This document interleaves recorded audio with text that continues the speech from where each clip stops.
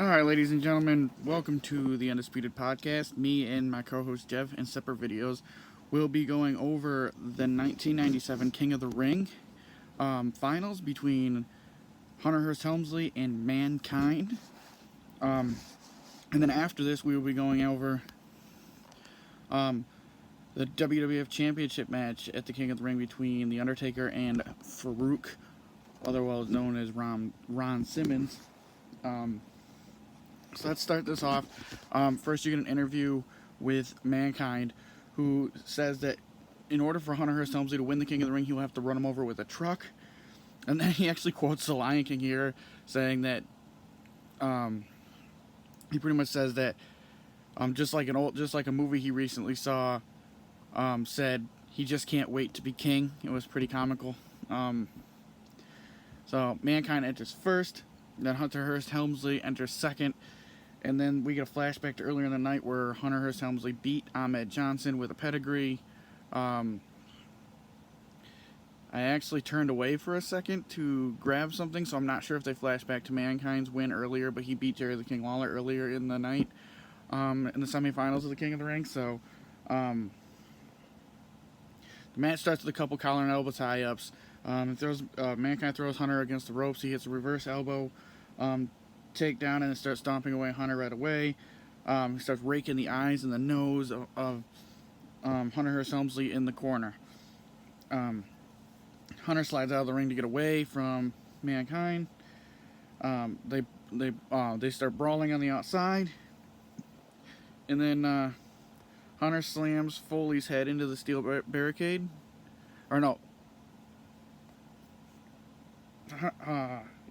Hunter slams Foley's head into the barricade on the outside, and then he slams his head into the steel steps.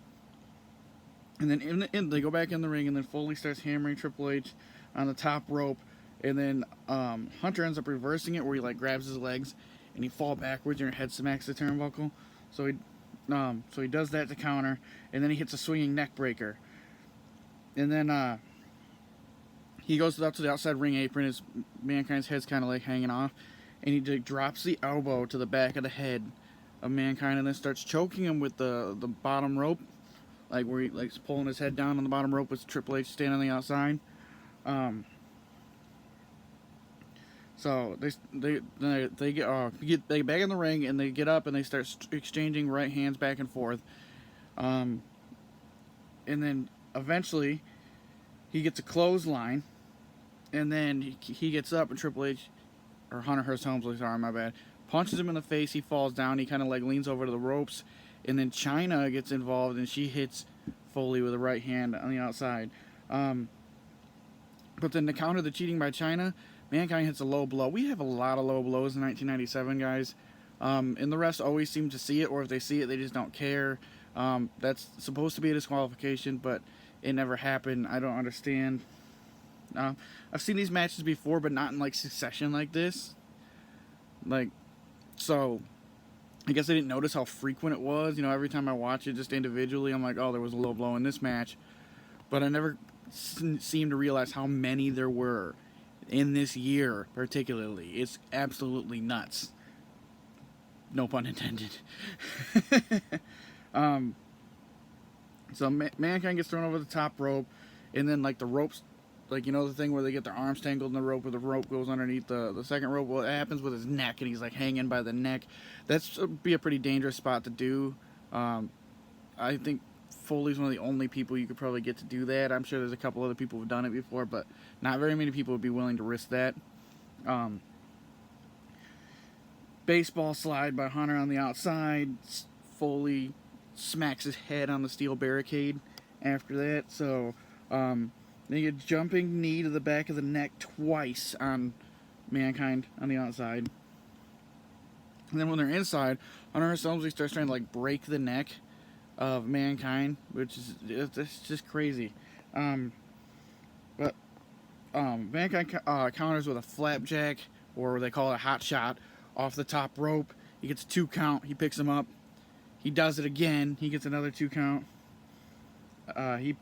Mankind picks up Triple H to slam him. He actually botches a slam, and it doesn't work at all. And they look a little confused for a second. But Mankind ends up hammering Triple H in the corner and then does this vintage running knee when they're like sitting down in the corner. And he runs against the rope and he hits it. We've talked about it before in previous matches. He Irish whips Hunter into the turnbuckle. Hunter flips and like gets tangled up by his legs, and then he runs against the ropes and runs back and does like a diving elbow to the face of Hunter here, and then ends up tossing him to the outside. And then he back body drops Hunter on the concrete. And you hear JR on commentary, well, people say they learn how to fall. How the hell do you learn how to fall on concrete?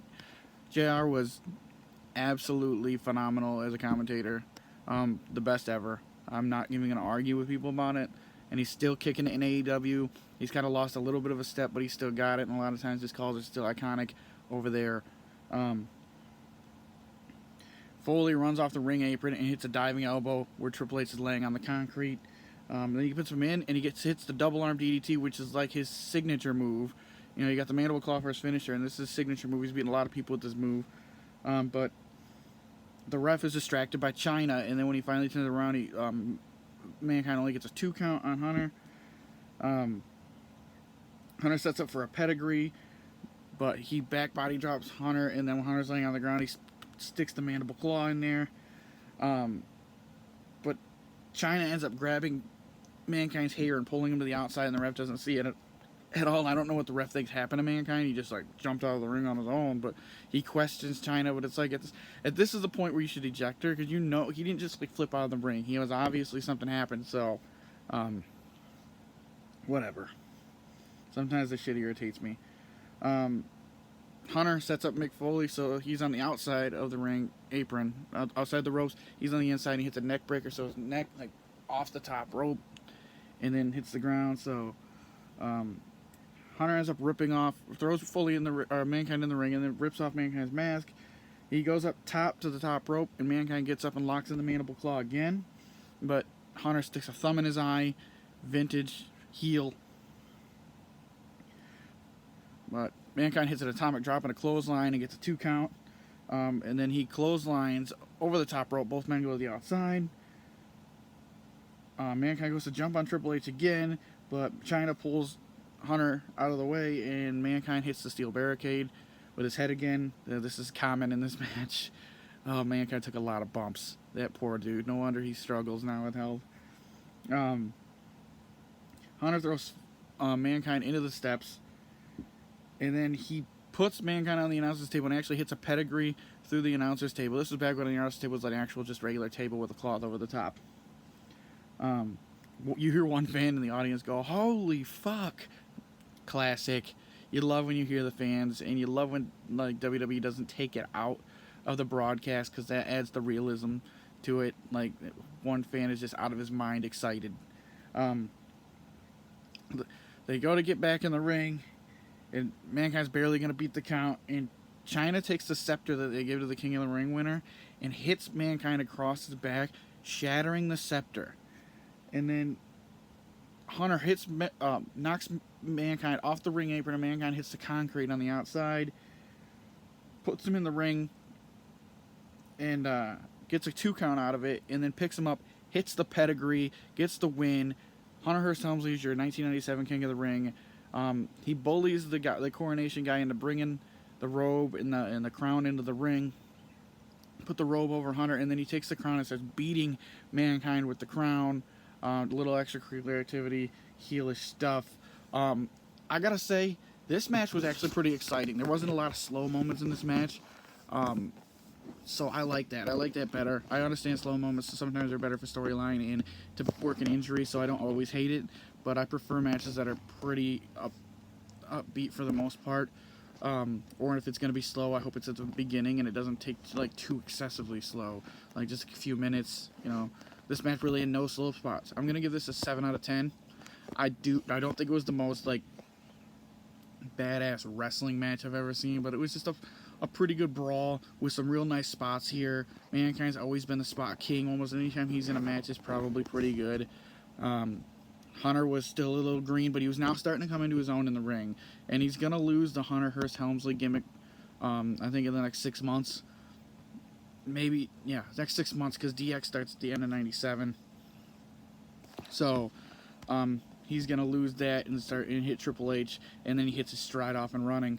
So, I do recommend this match to people. If you guys want to watch a pretty solid match with some cool spots, this would be a good one.